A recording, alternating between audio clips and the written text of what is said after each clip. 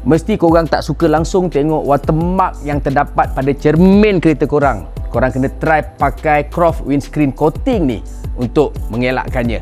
Cara dia macam mana? Tengok sampai habis. Tak sampai RM10 pun guys. Pakai pun senang, korang sapu rata seluruh cermin pakai tisu. Okey, cuma korang kena pastikan cermin korang kering. Sapu sampai rata. Jangan risau, satu botol boleh tahan kalau MPV satu biji. Okey, sebelah pula. Dia senang sangat.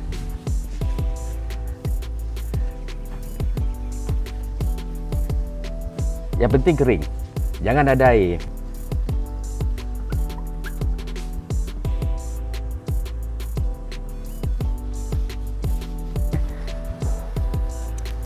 Sapukan sikit dekat wiper. Okey, dah siap, simbah air. Nampak? Menjadi tak?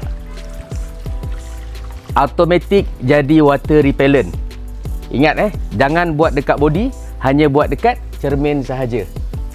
Sekali lagi, benda ni akan tahan 2 bulan kalau kau tak cuci pakai sabun. Tapi kalau kau cuci pakai sabun, hantar pergi kedai cuci kereta pakai sabun, dia boleh tahan sebulan. Selamat mencuba. Dapatkan dekat beg kuning, tak sampai RM10. Salam.